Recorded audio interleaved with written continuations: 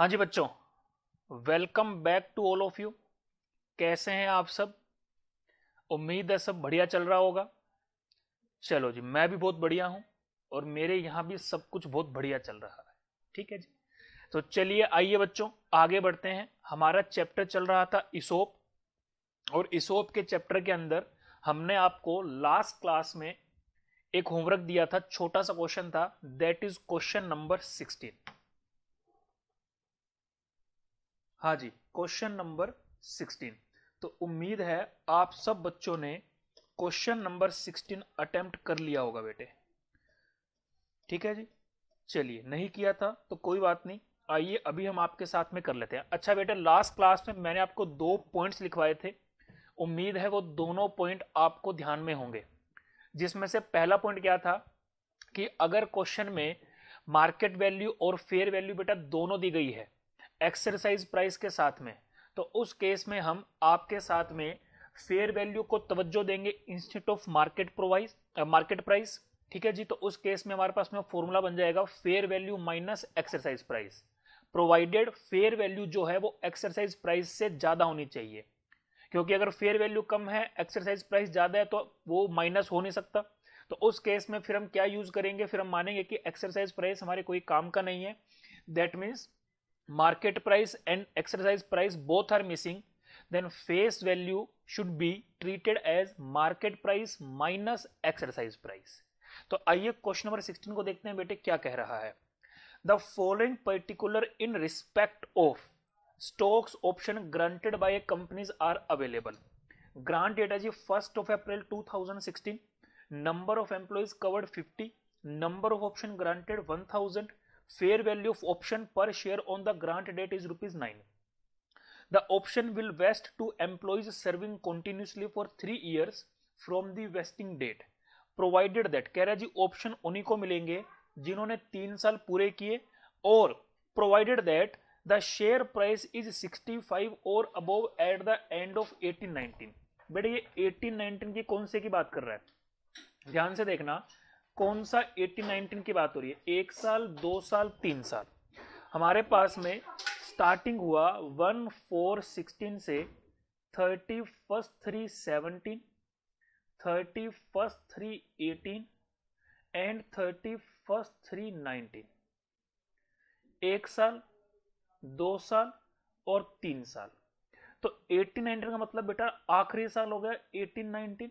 कह रहे इस दिन अगर मार्केट प्राइस, शेयर का मार्केट प्राइस 65 या अबव होगा तो ही हम आपको शेयर अलॉट करेंगे। बेटा इसका मतलब पहली बात तो ये कि इस दिन का जो मार्केट प्राइस होता है वो मेरी कैलकुलेशन में कहीं काम नहीं आएगा, क्योंकि मैंने आपको बताया था मार्केट प्राइस इस दिन का काम आता है और उसी मार्केट प्राइस के बेसिस पर इस दिन का एक्सरसाइज प्राइस डिसाइड होता है, जो कि आपको दोनों ही नहीं देगी, क्योंकि आपको क्वेश्चन में फेयर वैल्यू दी गई है जिसको हम ट्रीट करते हैं market price minus exercise price. तो ये तो बेटा कंडीशन का पार्ट है। तो कंडीशन क्या है कि शेयर उसको मिलेंगे अगर, तो शेयर 3 साल, अगर आपने 3 साल पूरे किए प्लस 3 साल बाद में अगर शेयर का मार्केट प्राइस 65 या ज्यादा हुआ तो ही हम आपको शेयर ऑप्शंस अलॉट करेंगे। तो this 65 this time is part of your condition. The estimate number of employees satisfying the condition of continuous employment, पहले साल के एंड में 48 बचे, फिर 47, और eight the end of third year actual में 45 ही काम आएंगे। शेयर प्राइस है जी एट द एंड 68। तो क्या आपको लग नहीं रहा कि 45 एम्प्लॉइज ने 3 साल की कंडीशन फुलफिल कर दी, और शेयर प्राइस क्योंकि 65 से ज्यादा है तो कंपनी आपको शेयर्स अलॉट भी कर देगी। You are required to compute the expenses to be recognized in each year in the books of the company। तो सिर्फ आपको expenses निकाल करके ही बताने हैं बेटा। तो आइए बेटे निकाल करके बताते हैं expenses। Question number 16।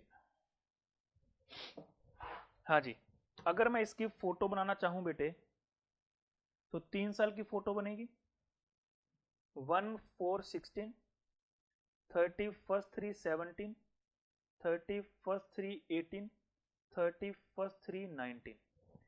इस दिन नंबर ऑफ ऑप्शन कितने हैं बेटे,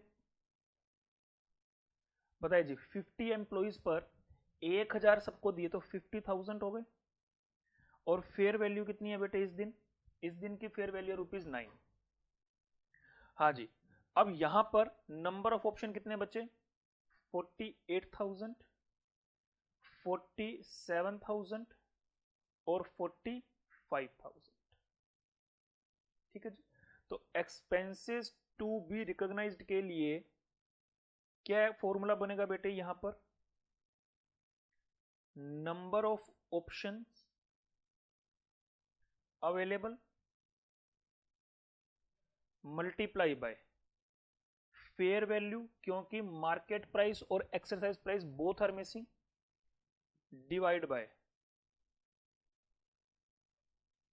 estimated vesting period multiply by vesting period expired, the whole minus expenses already recognized। बोलो बेटे, कोई दिक्कत है यहां तक की बात में? चलिए तो बताएंगे जी। सबसे पहले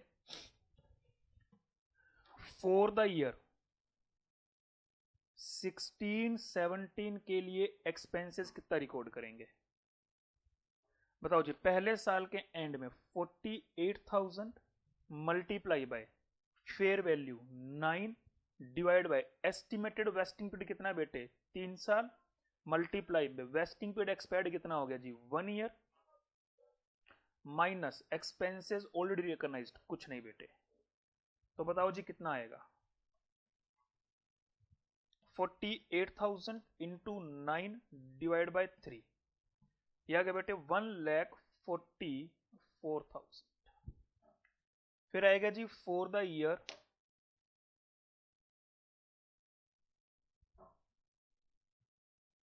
17-18 एक्सपेंसेस इक्वल्स टू कितना आएगा जी? 47,000 into 9 divide by 3 into 2 minus already recognised 144। तो ये कितना आएगा बेटे? 47,000 into 2 into 9 divide by 3 minus 144, 1,38,000। फिर आएगा बेटे for the year 18-19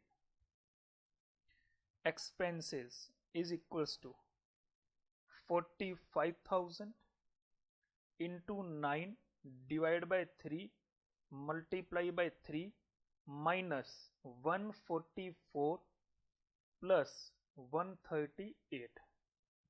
total expenses minus कर देंगे बेटे। बताओ जी कितना आएगा? हाँ जी, 45,000 इंटू 9 माइनस 144,000 माइनस 138,000, 1,23,000 आ गया। तो this is the solution for question number 16। आइए बेटे आगे बढ़ते हैं और ऐसा ही थोड़ा सा और बढ़िया क्वेश्चन करते हैं। Please come on to the question number 11 बेटे। 11th क्वेश्चन करेंगे and the question is very very important. Please mark this question as star.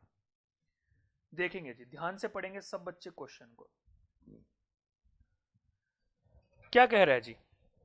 कह रहा है जी Choice Limited grants 100 stock option to each of its 1000 employees on 1st of April 2008।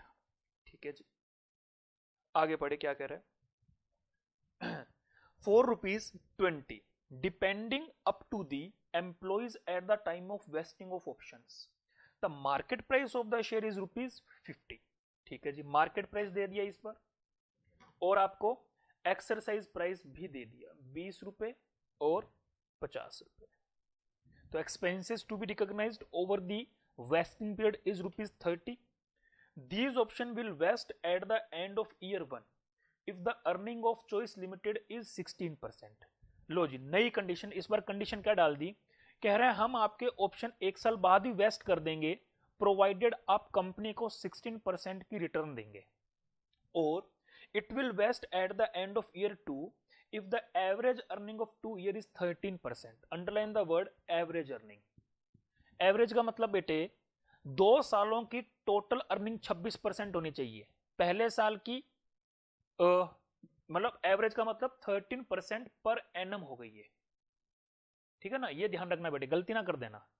तो अगर 1 साल बाद वो वेस्ट करवाने हैं तो 16% कमा करके दो, 2 साल बाद वेस्ट कराने हैं तो 2 साल की टोटल अर्निंग 26% कमा करके दो, या 13% पर एनम। और लास्टली आखिरी मौका मिलेगा, it will vest at the end of 3rd year if the 3 years की एवरेज अर्निंग कितनी बनेगी, 10% पर एनम। आ गई बेटे बात समझ में? तो पहले साल के एंड में ऑप्शन वेस्ट होगा, अगर आप 16% कमा करके दोगे तो ये बात तो आपको पहले साल के एंड में पता लग जाएगी।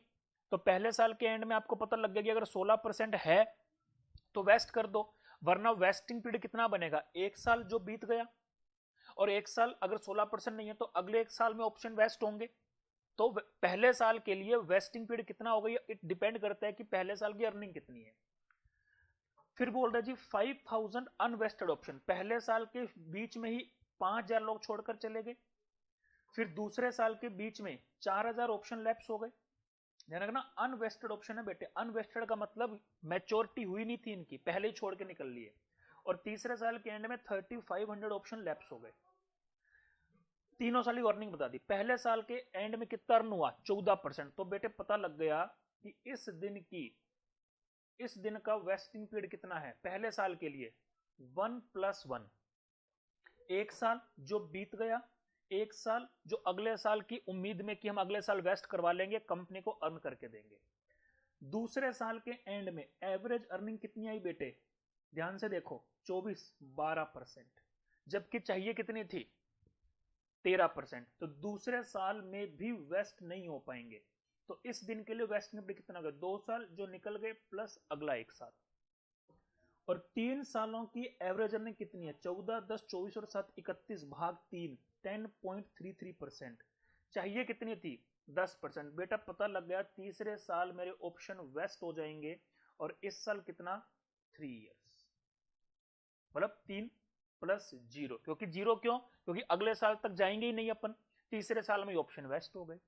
तो बेटे इस क्वेश्चन में जो काम की बात थी वो यही थी कि पहले साल के लिए वेस्टिंग पीरियड 2 साल, दूसरे साल के लिए 3 साल, और तीसरे साल के लिए तो 3 साल भी बचे। एट द एंड पता चला कि जितने भी बचे उसमें से 850 एम्प्लॉइज ने ऑप्शन एक्सरसाइज किया विद इन ए ईयर, 3 साल के बाद में 1 साल आपको एक्सरसाइज पीरियड मिला, and remaining options were unexercised at the end of the contractual life. Pass the general entries for the अब कह रहे एंट्रीज करके दिखाओ, तो बेटा कर देते हैं एंट्रीज में, कोई दिक्कत ही नहीं है। बताओ एंट्रीज करते करते तो बाल सफेद हो गए हमारे। देखें जी क्वेश्चन नंबर 11,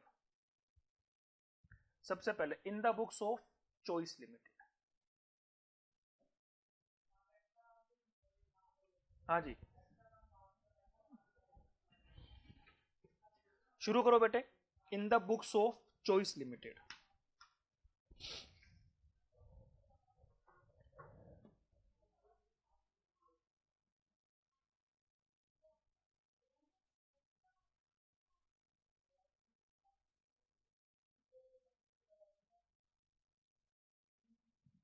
चलिए जी सबसे पहले देखें बेटे, पहले साल के एंड में एंट्री करनी है 31 मार्च 2009।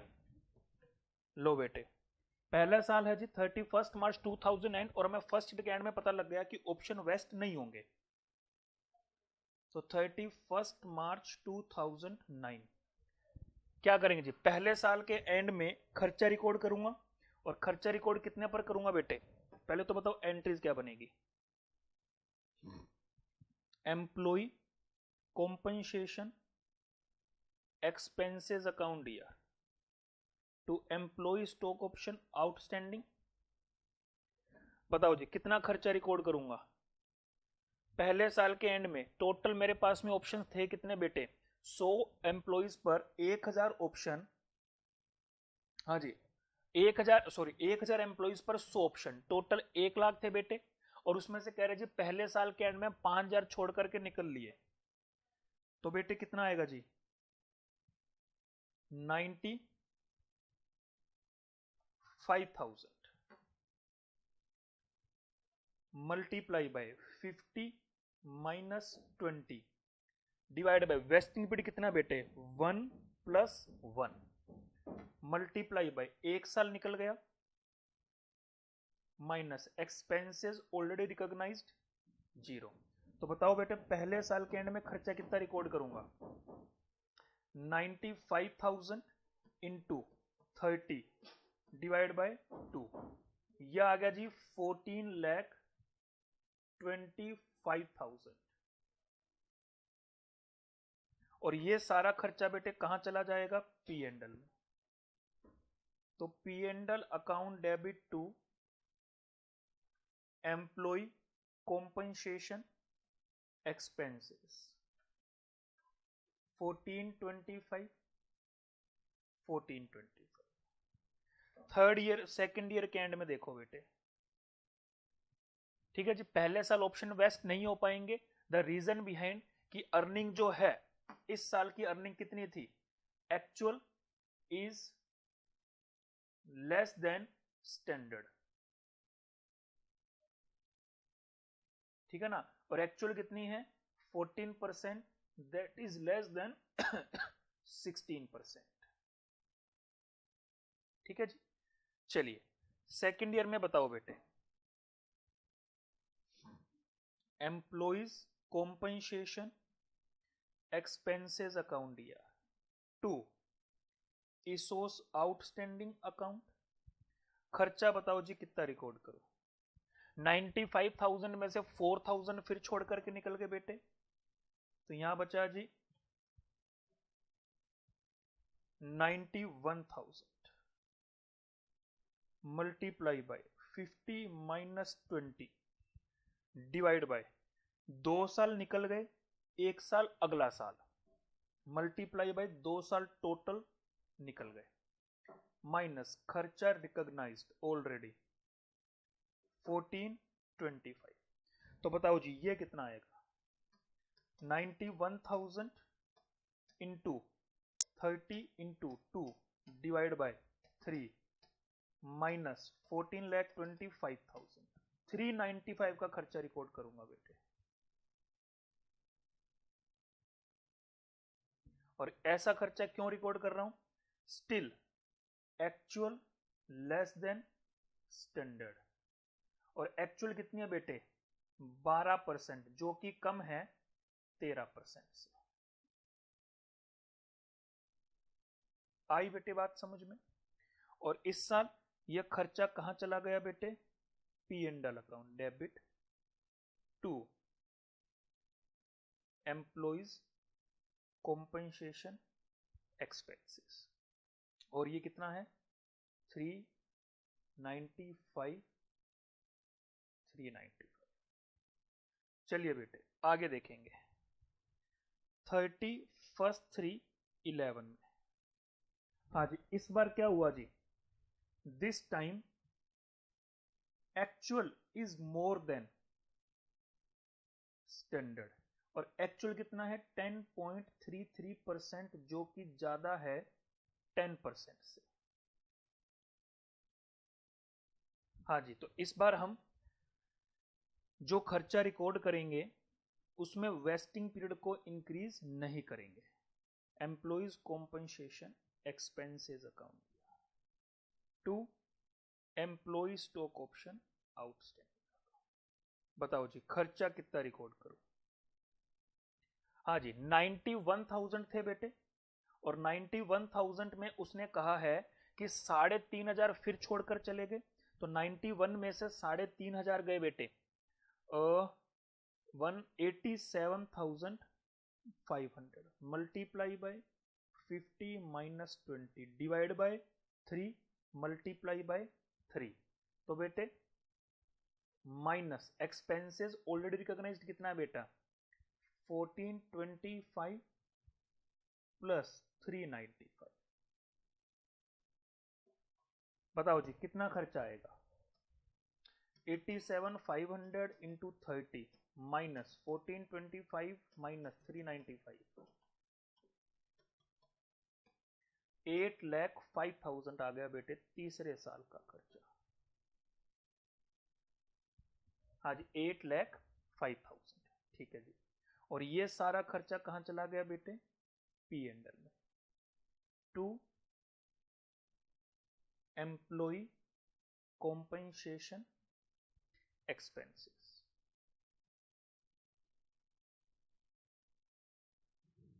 ठीक है जी।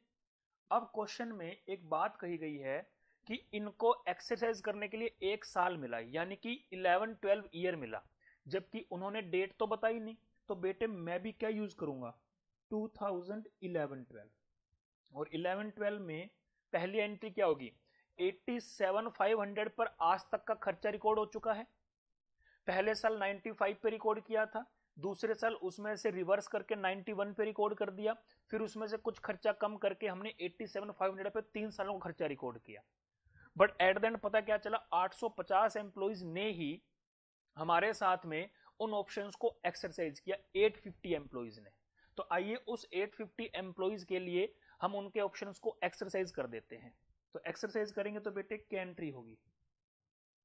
बैंक अकाउंट डीआर 20 रुपए, लाइबिलिटी जो हमने उनके लिए रिकॉर्ड कर रखी है अब उसका डिस्चार्ज करने की बारी आ गई, 30 रुपए, टू इक्विटी शेयर कैपिटल 10 रुपए, और टू सिक्योरिटी प्रीमियम रिजर्व 40 रुपए। बस, और तो कुछ है ही नहीं बेटे। कितने ऑप्शंस पर बेटे? 85,000 ऑप्शंस पर। तो ये आ गया बेटे 8,50,000 मल्टीप्लाई बाय 4 करेंगे तो 34 लाख, मल्टीप्लाई बाय 2 करेंगे 16 और 1 17 लाख, और इसमें 850 और जोड़ दूंगा तो 25,50,000। अभी भी बेटे एक एंट्री और होगी। मैंने तो खर्चा 87,500 पे रिकॉर्ड कर रखा है, जबकि एक्चुअल में ऑप्शन एक्सरसाइज कितने हुए? 85,000। तो इसी साल एक एंट्री और होगी 2,500 ऑप्शंस को रिवर्सल करने के। रिवर्सल की एंट्री बेटे पता ही है आपको, ESOS outstanding account year to general reserve, और कितने पे? 87,500 माइनस 85,000 मल्टीप्लाई बाय कितने की लायबिलिटी रिकॉर्ड कर रखी है? 30 रुपीज की। तो 2,500 इंटू 30 बेटे 75,000 से हमें रिवर्सल करना पड़ेगा। तो दिस इज द फाइनल जो हमने आपके साथ में क्वेश्चन नंबर 11 खत्म किया। तो बताओ बेटे इस क्वेश्चन में जो काम की बात थी वो यही थी कि हमें इस क्वेश्चन में नंबर ऑफ ईयर्स के ऊपर ध्यान लगाना था। हाँ जी, नंबर ऑफ ईयर्स के ऊपर हमें ध्यान लगाना था। ठीक है जी। तो नंबर ऑफ ईयर्स पे एक तो यहां पे ध्यान लगाना था कि पहले साल के लिए हमें वेस्टिंग पीरियड 2 साल लेना है, फिर दूसरे साल में वही वेस्टिंग पीरियड बढ़ करके 3 साल हो गया, और तीसरे साल में तो हमें पता ही लग गया कि हमारी जो टारगेट था वो अचीव हो गया। तो उस साल हमने ऑप्शंस को वेस्ट कर दिए, जिसकी वजह से नंबर ऑफ वेस्टिंग ईयर्स नहीं बढ़े, वेस्टिंग पीरियड नहीं बढ़ा। तो दिस इज द क्वेश्चन। अच्छा क्वेश्चन था, एग्जाम में आने लायक क्वेश्चन है, 10 नंबर का क्वेश्चन बनता है बेटे। तो प्लीज बी केयरफुल और इन बातों का ध्यान में रखना है। ठीक है जी। चलिए आइए बेटा आगे बढ़ते हैं and come on to the next question. और अगला क्वेश्चन हम जो आपके साथ में करेंगे बेटे वो करते हैं, आइए क्वेश्चन नंबर 14। देखो बेटे छोटा सा क्वेश्चन है, क्वेश्चन नंबर 14 करेंगे बेटे। क्या कह रहा है जी? कह रहा है जी PQ Limited grants. 14th question देखेंगे बेटे सब बच्चे। कह रहे जी PQ Limited grant 100 stock options to each of its 1000 employees on 1st of April 2015 conditional upon the employees remaining in the company for 2 years। तो पहली कंडीशन क्या डाल दी बेटे? 2 साल पूरे करने पड़ेंगे। The fair value of the option is 18। तो फेयर वैल्यू आपको बता दी, लेकिन बेटा ध्यान से देखो इस क्वेश्चन के अंदर एक्सरसाइज प्राइस कितना है 55, which is more then fair value. तो बेटे ये तो मेरे यहाँ पे काम की है ही नहीं, ठीक है ना, क्योंकि अगर मैंने कहा था फेयर वैल्यू लेना है मार्केट प्राइस की जगह, अगर इसको मार्केट प्राइस की जगह ले लूंगा तो 18 माइनस 55 माइनस में हो गया कुछ, मतलब एप्लीकेबिलिटी खत्म हो गई। तो इस केस में हमें एक्सरसाइज प्राइस को इग्नोर करना पड़ेगा, ध्यान रखना बेटे, और हम 18 को मार्केट प्राइस माइनस एक्सरसाइज मानते हुए कंसीडर करेंगे, ठीक है बेटे। The other information is given as under. Number of employees expected to satisfy the service condition. पहले साल में एक्सपेक्टेशन कितना है 930 और दूसरे साल की एक्सपेक्टेशन कितनी है 850। लेकिन बेटा दूसरे साल की एक्सपेक्टेशन तो मेरे काम की नहीं है, क्योंकि 2 साल बाद तो ऑप्शन देने ही है। तो 2 साल बाद जब सेकेंड ईयर के एंड में मैं वेस्ट करवाऊंगा तब तो मुझे एक्चुअली पता लग जाएगा। तो यहाँ पे 850 इन सेकेंड ईयर की एक्सपेक्टेशन मेरे लिए काम की नहीं है। तो फर्स्ट ईयर की एक्सपेक्टेशन कितनी है बेटा 930 एम्प्लॉइज, हर एम्प्लॉय को 100 ऑप्शन मिलेंगे। तो पहले साल के एंड में बेटा मैं 930 यानी 93,000 के ऊपर खर्चा रिकॉर्ड करूंगा। क्लियर है बेटे।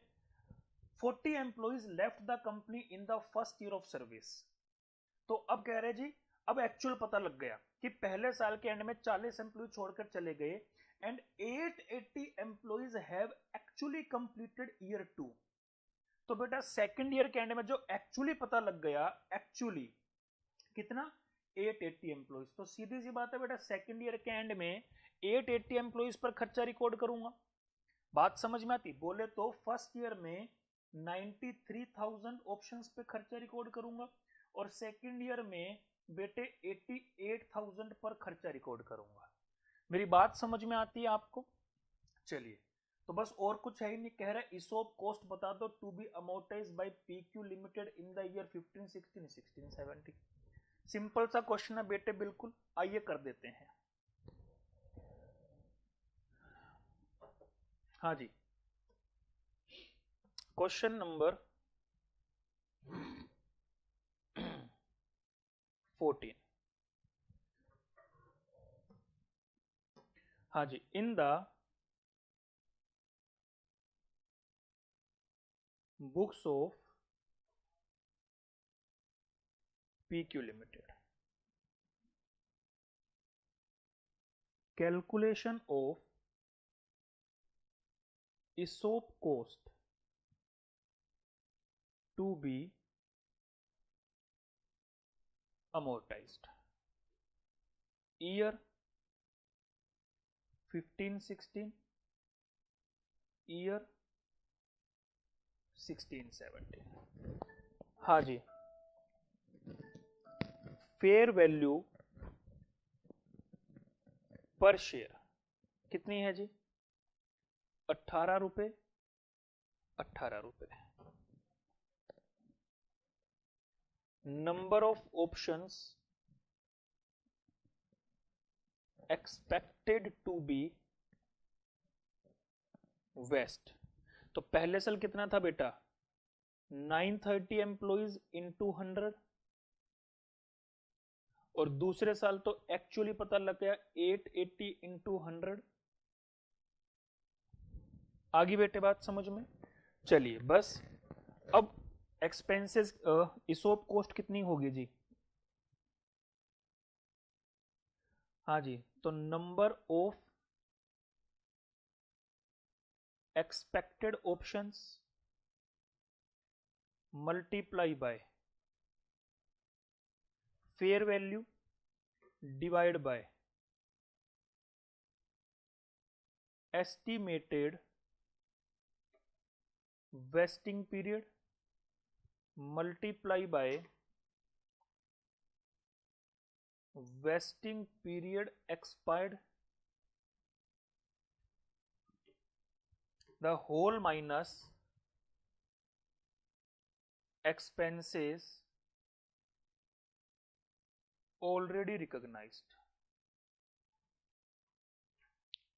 लो बेटे, तो अब बताओ जी 15-16 के अंदर number of options 93 into 18 divide by 2 multiply by 1 minus 0 कितना आएगा जी? हाँ जी, 93,000 इंटू 18 डिवाइड बाई 2, ये आ गया बेटे 8,37,000।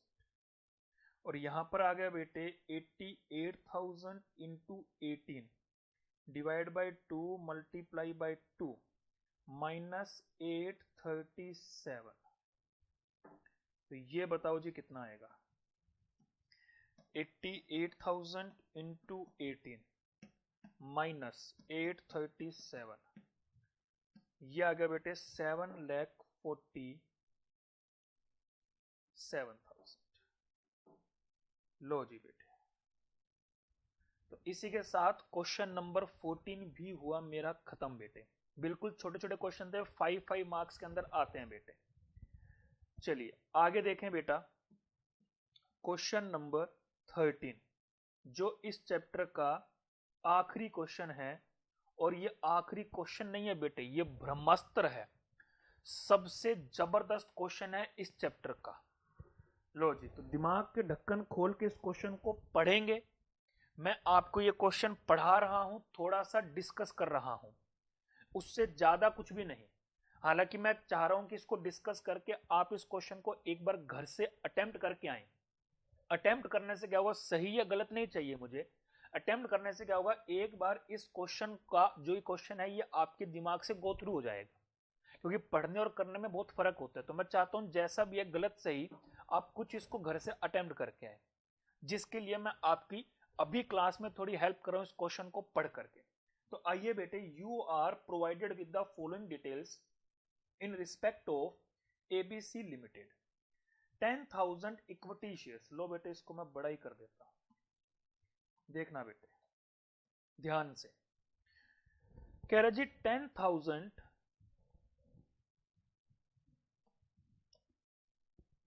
हाँ जी 10,000 equity shares of the nominal value of 10 each were issued on 31st of March 2000, इसको 14 कर देना बेटे।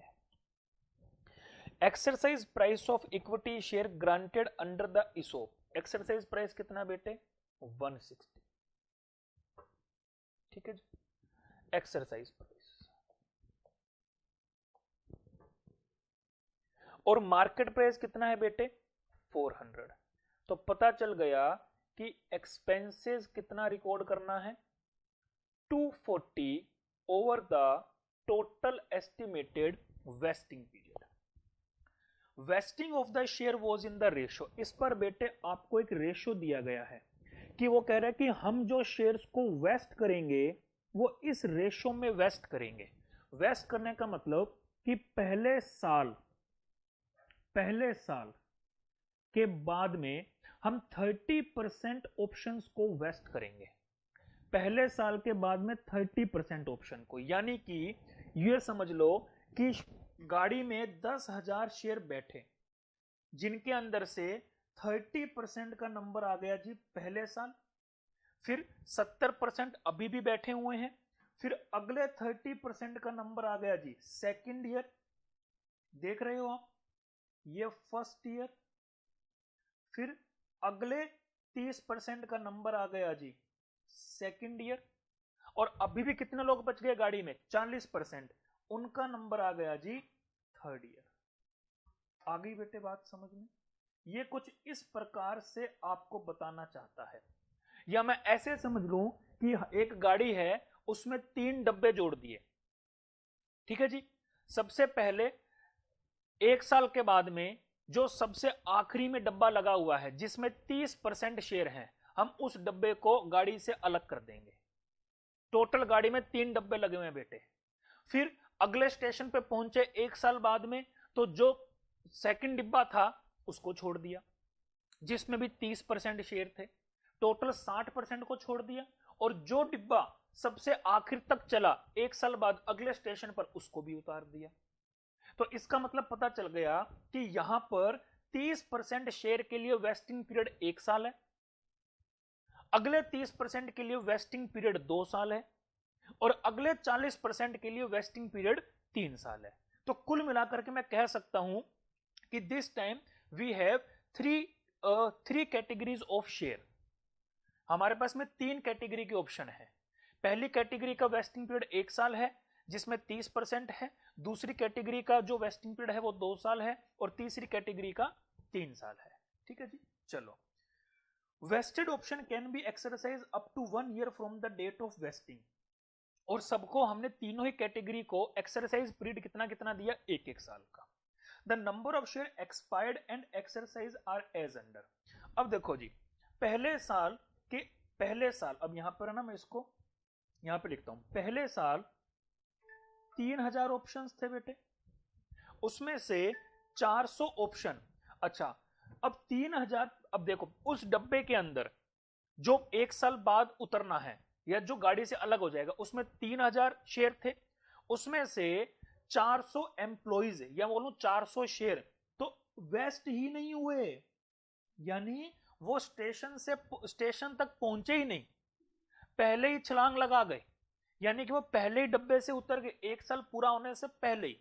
इसका मतलब 3000 में से जिनका वेस्टिंग पीरियड 1 साल था, उन 3000 में से 400 तो पहले ही निकल लिए, तो स्टेशन पर पहुंचे कितने, 2600। अब इन 2600 के पास में 1 साल और है अगले वाला, ये चाहे तो इसमें अपने ऑप्शंस को वेस्ट करवा सकते हैं। चलो आगे बढ़ते हैं।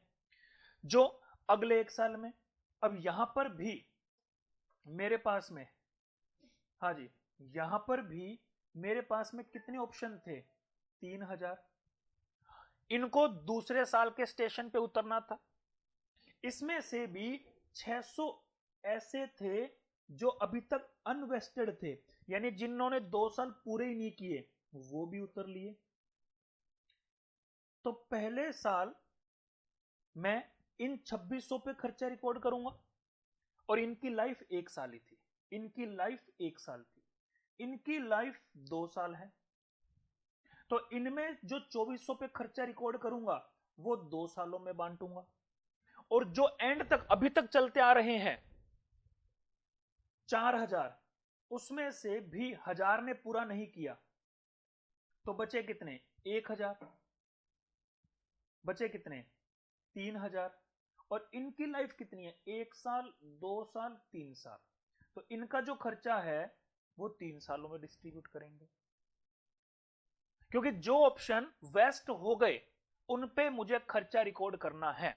अब जो ऑप्शन वेस्ट हो गए उसमें से कुछ तो अपने ऑप्शन एक्सरसाइज करा लेंगे, और कुछ वेस्टेड ऑप्शन जो है वो लैप्स हो जाएंगे। आई बेटे बात समझ में? अब आगे पढ़ो, इतनी बात समझ में आ गई? चलिए आगे देखें जी। From the above detail you are required to calculate, कह रहे एक तो ये बताओ कि हर साल खर्चा कितना रिकॉर्ड करोगे। 15 में यहां पे लिख देना जी 31 मार्च 16, मतलब 15, 16 और 31 मार्च 17। ठीक होगी बेटे बात? 3 सालों में खर्चा कितना कितना रिकॉर्ड करेंगे। Balance of employee stock option outstanding account as on 31 March, कह रहे जी हर साल के एंड में ईसोप आउटस्टैंडिंग अकाउंट का बैलेंस बताओ, 15 में, 16 में और 17 में।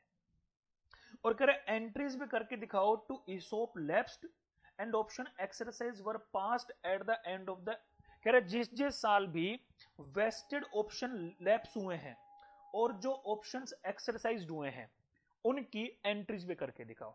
तो पहले साल तो बेटा अगर आप ध्यान से देखो, पहले साल तो ना तो कोई वेस्टेड ऑप्शन लैप्स्ड हुए और ना ही कोई ऑप्शन एक्सरसाइज हुए, तो यहां पहले साल तो एंट्री होगी नहीं। दूसरे साल वेस्टेड ऑप्शन में से 2000 की जो लैप्स हो गए और 2500 की एंट्री होगी, और यहां पर 600 और 2000 की एंट्री होगी। बात समझ में आई बेटे? देखो जी मेरे साथ में क्वेश्चन नंबर 13 शुरू करें। देखो जी सबसे पहले तो इस क्वेश्चन में जो हमें ध्यान देना था वो ये था कि हमें सबसे पहले कैटेगरी वाइज एक्सपेंसेस देखना था।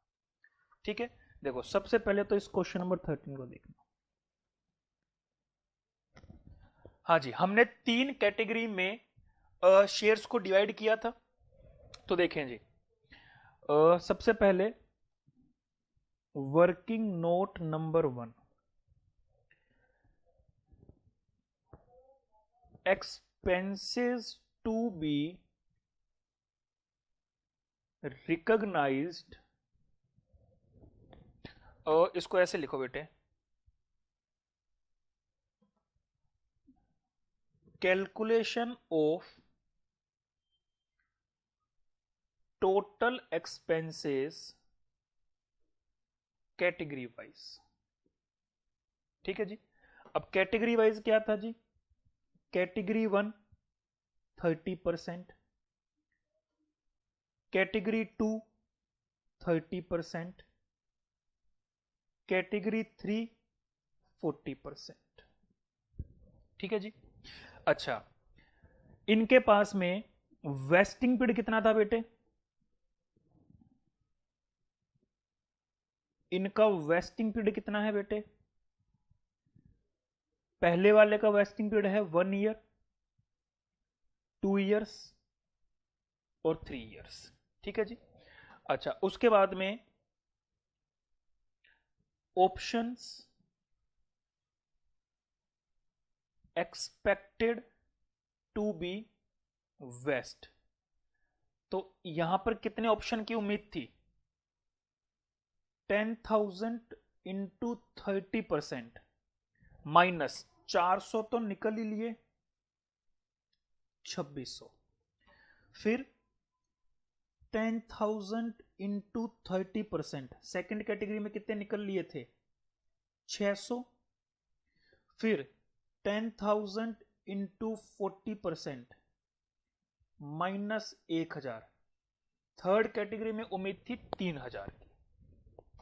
फिर है जी एक्सपेंसेस, टोटल एक्सपेंसेस, बताओ जी इन पे खर्चा कितना होगा? 2600 पर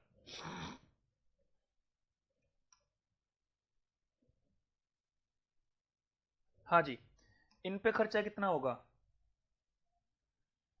2600 इंटू 400 माइनस 160, 2400 इंटू 400 माइनस 160, क्योंकि एक शेयर पे 240 रुपए का खर्चा आ रहा है, टू 400 माइनस 160,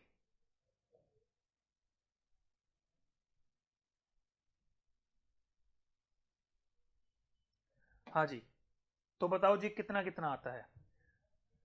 2600 पर कितना खर्चा है जी? 240, 6,24,000, 2400 पर 240, 576, और 3000 पर 240, 7,20,000। तो टोटल खर्चा रिकॉर्ड कितना होना चाहिए? Plus 624 plus 720, 19,20,000। लेकिन बेटे ये आपके क्वेश्चन में पूछे गए पहली रिक्वायरमेंट का आंसर नहीं है, क्योंकि ये जो बेटे मैंने खर्चा निकाला है, ये खर्चा तो मैंने कैटेगरी वाइज निकाला है, जबकि हमें तो खर्चा जो निकालना है वो ईयर वाइज निकालना है। तो ईयर वाइज क्या होगा बेटे? ये जो खर्चा है ये 1 साल चलेगा, ये जो खर्चा ये 2 साल चलेगा, और ये जो खर्चा है वो आपका 3 साल चलेगा। तो अब इनको बांटेंगे कैसे? तो अब हम हमारी रिक्वायरमेंट का मेन पार्ट करेंगे। तो पहला पार्ट क्या है? Calculation of expenses to be recognised year wise. लेकिन ईयर वाइज रिकॉर्ड करने के लिए बेटे मेरे को कैटेगरी वाइज रिकॉर्ड करना जरूरी था। तो अब देखें जी, सबसे पहले कैटेगरी 1, कैटेगरी 2 और कैटेगरी 3। ठीक है जी। अच्छा, कैटेगरी 1, कैटेगरी 2, कैटेगरी 3। हाँ जी। अब इसका वेस्टिंग पीरियड कितना है बेटे?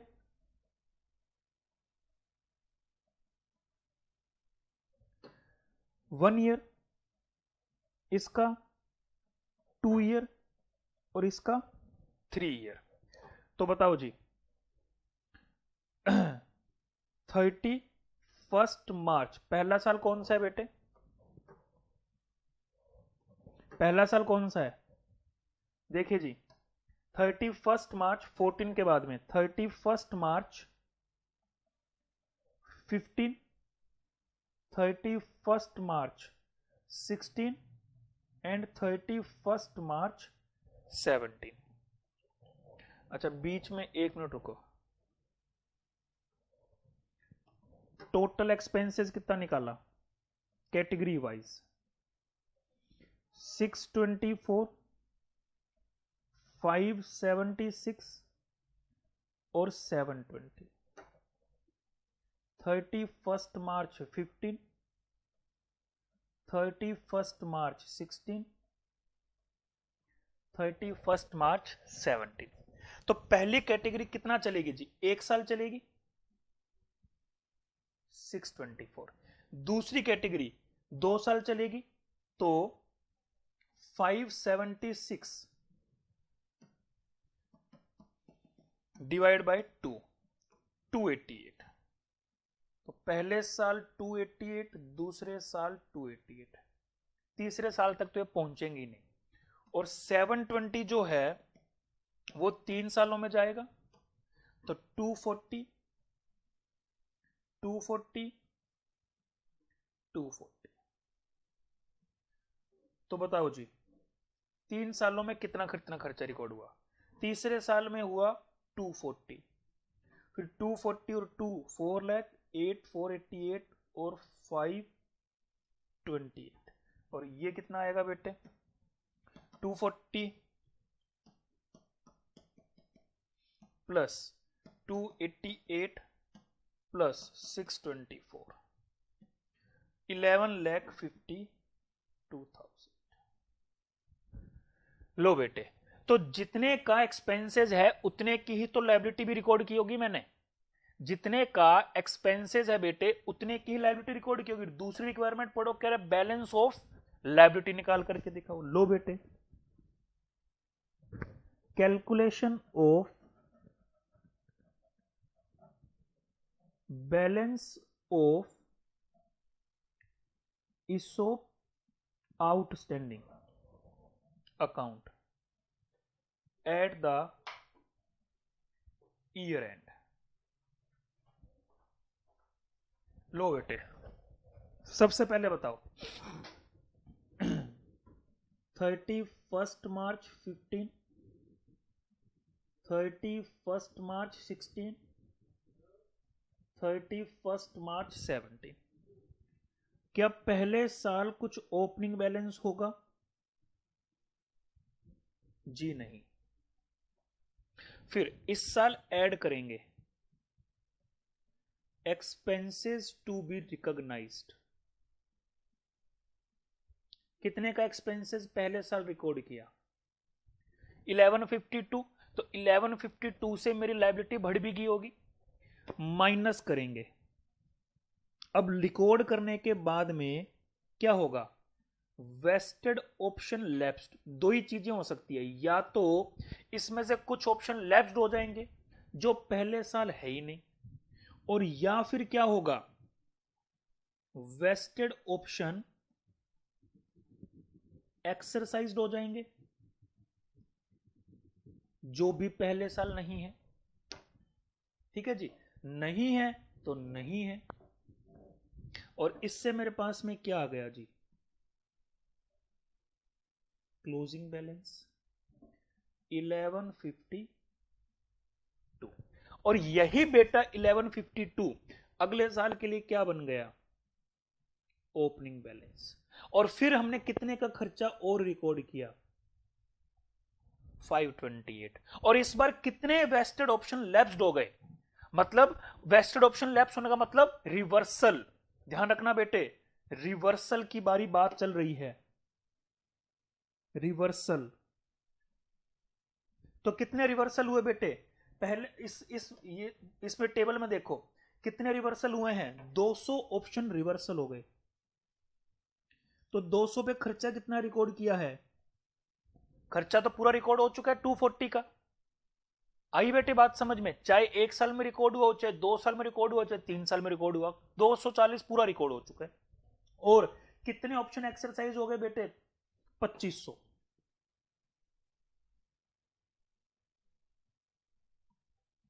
आई बेटे बात समझ में? तो यहां कितना आएगा जी? 48,000 नेगेटिव और 2500 इंटू 240, 6 लाख। तो बताओ जी बैलेंस कितना निकल कर आया? 1152 प्लस 528 माइनस 48 माइनस 6 लाख, 10,32,000 आ गया बेटे। और यही 1032 क्या बन गया? ओपनिंग। और इस साल कितना रिकॉर्ड किया? 240। अब बताओ इस साल कितने ऑप्शन लैप्स्ड हो गए वेस्टेड वाले? 600। तो 600 इंटू 240। और कितने एक्सरसाइज हो गए बेटे? 2000। तो 2000 इंटू 240। बताओ बेटे 600 इंटू 240 कितना आएगा? 1,44,000। और 2000 इंटू 240 बेटे कितना हो गया? ये हो गया बेटे 240, 480 हो गया।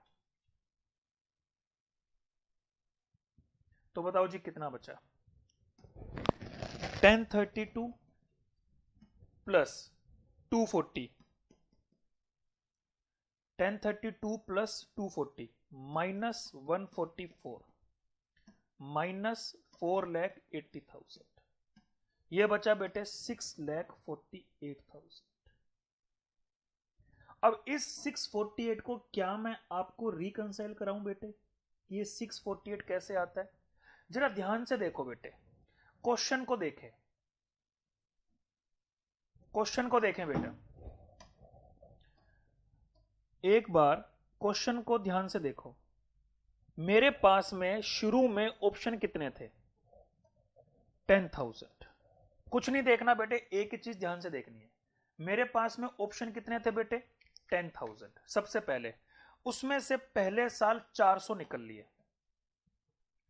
दूसरे साल 200 निकल लिए, फिर 600 और निकल लिए, और उसमें से 2,500 ने ले लिए।